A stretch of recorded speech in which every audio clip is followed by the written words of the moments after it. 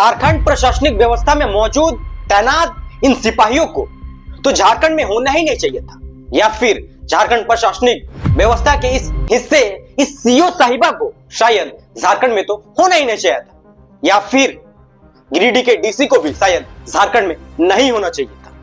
क्या कमाल के लाठी चलाते हैं ये लोग। हम इस लाठी के जबरा फेल हो गए। झारखंड सरकार या तो इनकी काबिलियत को पहचान नहीं पा रही है या फिर इनकी काबिलियत को नजरअंदाज कर रही है।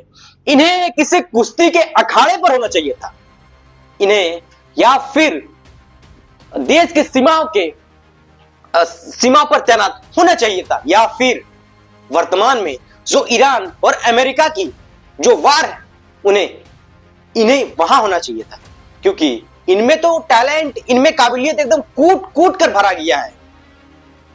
सबसे पहले आप इस क्लिप को देख लीजिए, किस तरह 4-5 सिपाही मिलकर एक आम लोगों के ऊपर लाठियों के बौछार कर रहे हैं। पकड़ के मारा।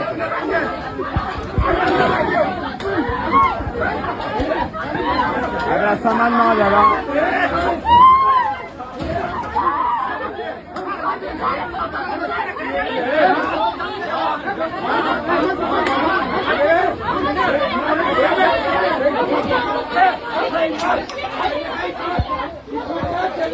देख लिया आपने किस तरह 4-5 सिपाही मिलकर एक आम आदमी पर लाठियों की बौछार कर रहे हैं, एक के बाद एक लाठी उस पर चला रहे हैं।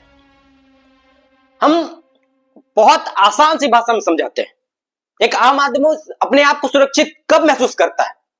शायद एक आम आदमी अपने आप को सुरक्षित तब महसूस करता है जब उसके इर्द गिर्द कोई प्रशासनिक पदाधिकारी या फिर सिपाही मौजूद रहता है, या फिर जब एक आम आदमी सड़क पर निकलता है तो वो किसके भरोसे निकलता है? शायद वो इस भरोसे से निकलता है कि उस पर किसी भी तरह का खतरा महसूस हुआ तो उसके मदद के लिए पुलिस प्रशासन उसकी जरूर मदद पहुंचाएगी या फिर जरूर मदद करेगी। शायद इसी भरोसे से वे घर से सड़क पर निकलते हैं। लेकिन जरा सोचिए, यदि वही पुलिस, वही सिपाही उन पर लाठियों की बौछार लगा दे, उन पर लाठियों की बारिश कर दे, तो फिर ये आम लोग किसके भरोसे घर से निकलेंगे, किसके पास जाएंगे और किनके हाथों में सुरक्षित रहेंगे? शायद इन सिपाहियों को इतना भी नहीं मालूम है कि उनके वर्दी जो मेंटेन होती है, ये आम लोगों के टैक्स के पैसे से ही उनका वर्दी मेंटेन किया जाता है। प्रशासन शायद अपनी जिम्मेदारी को निर्वाह नहीं कर पा रही है क्योंकि उन्हें मालूम नहीं है कि उन्हें करना क्या चाहिए था। क्या झारखंड सरकार इन सभी घटनाओं के असली जिम्मेदार है? क्योंकि इनकी टैलेंट को शायद ये सरकार, इनकी काबिलियत को पहचान नहीं पा रहे हैं। जिसको कुश्ती के अखाड़े पर होना चाहिए था, उन्हें ये झारखंड सरकार वर्दी पहना दी है। जिन्हें देश की सीमाओं पर होना चाहिए था, उन्हें ये झारखंड सरकार प्रशासनिक व्यवस्था में कायम कर दिए।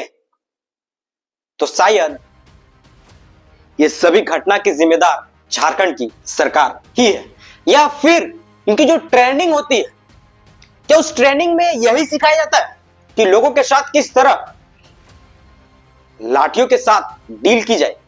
क्या इनके जो ट्रेनर है, क्या इन्हें सिर्फ ये बताया गया, मतलब बताता है कि एक अकेला सा इंसान पर किस तरह लाठियों की बौछार की जाए, या फिर क्या इन्हें ट्रेनिंग प्रशासनिक व्यवस्था को कंट्रोल करने की नहीं दी जाती है?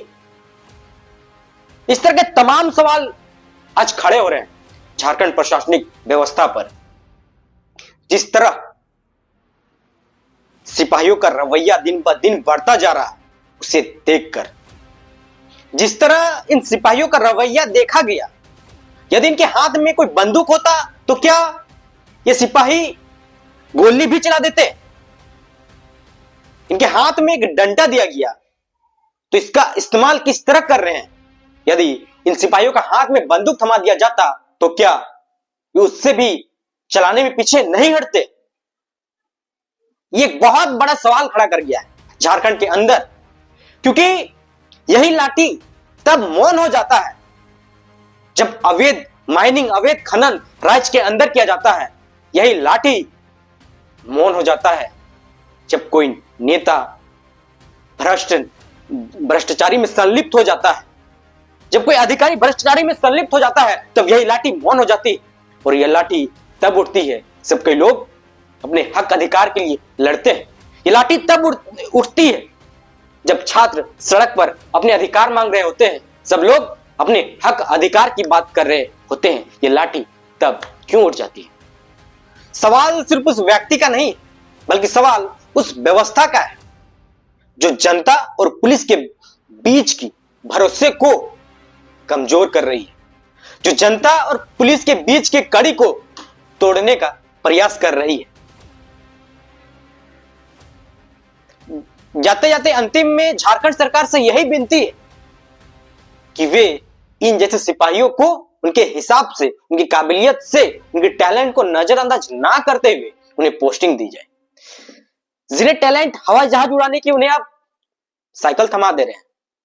शायद आपकी ये भूल है, आप उन्हें उनकी काबिलियत के हिसाब से पोस्टिंग दें। ठीक है, अंतिम में जोहार। मिलते हैं फिर किसी नेक्स्ट वीडियो में। फिलहाल उन सभी सिपाहियों को सस्पेंड कर दिया गया है, देखते हैं आगे क्या होती है, कहां तक पहुंचती है। फिलहाल के लिए इतना ही, मिलते हैं फिर किसी नेक्स्ट वीडियो में।